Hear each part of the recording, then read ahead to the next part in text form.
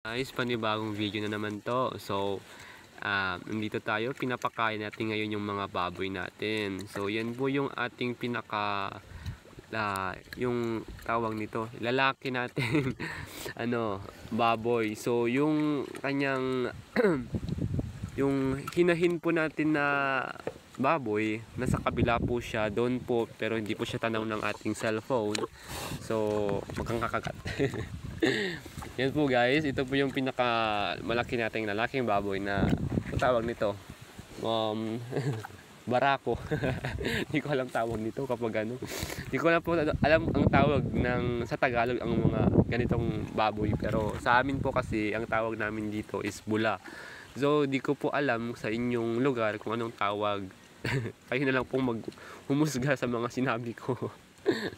Yung mga iba pa pong baboy na sa kulungan po sila ng babuyan doon po. Doon pa medyo malayo po pa siya diyan, ha, hindi po yan yung tirahan nila doon po sa kabila. So mamaya guys, ipapakita ko yung mga yon. So tayo lang natin matapos kumain to. Oh yan, laki na po ng kanyang egg. Yan po yung egg niya. So guys, cut ka muna tong video, balik tayo mamaya, ha. Yan guys, balik na tayo sa video natin. Yan po yung ating inahing baboy. Yan po guys, oh, inahing baboy po yan, ha.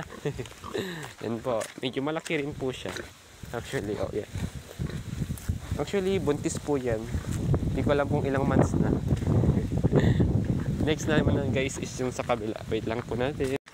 Yan guys, so next naman nating trip sa mga baboy natin. Anak po siya ng inahin na pinakita ko kanina. So ito, malalaki na sila guys. O yan. O di ba? Malaki na sila. So aapat na po sila guys, kasi yung mga kapatid nila na benta po na namin sila kasi pinangbili namin ng feeds na kakainin nila. So yan po guys, oh, di ba? Malaki na po sila. So ito mga guys, hindi na po sila nagpipids ngayon kasi kinakainan po nila yung mga durog na mais. Yan po, or giniling na mais. Yan po yung kinakain nila. Yung feeds po, nung maliliit pa lang sila. Pero dahil malaki na sila, yung kinandak namin na kakainin nila is yung tinurog na mais or binayo na mais. Yun po is binababad namin ng up to 24 hours, tapos sana man namin pinapakain sa kanila kapag yung parang tipong malambot na po yung mais para makain po nila lahat.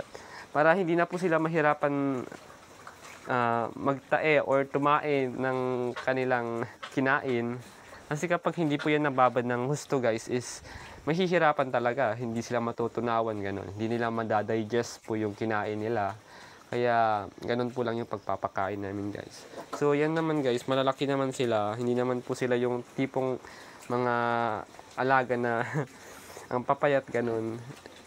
Healthy naman po sila guys. Hindi naman po sila yung tipong yung mataba or yung mapayat na manusto. Yan po sila guys. So yan. Kita nyo naman guys, diba? Tapos kapag dito naman sa paligid guys, or maganda naman yung environment niya guys, kasi andyan po yung mga kalamansi namin. Hindi po pala kalamansi itong mga to. Ito yung mga mandarin po namin na anong tawag nito? Nalantay na po sila sa kawalan ng ulan. Ngayon po, umuulan naman po siya. Yan. Kita nyo naman po ang panahon namin. Masyado ng makulimlim. Ngayon lang po siya nagkaroon ng makulimlim ganyan na panahon.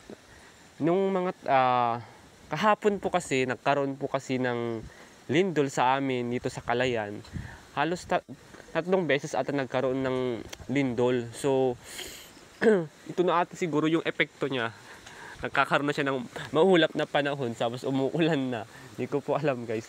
Pero yung time po na nagkaroon ng lindol is mga midnight na po siya, mga 12:54 po yung first na lindol niya. Yung second po, di ko na po alam kasi alam niyo naman po, tulog talaga ako. Yun guys. O, yan po. Tapos na po ako mag-video sa sa farm po namin. O yan. So guys, yan muna mag-end tong video na to. Then mag-upload ako next ng video kapag nakagawa ako ulit. kung saan ako madidisting makakapunta ulit na magbibideo. So guys, dito po lang nag-end ng ating video. So thank you po guys sa panonood.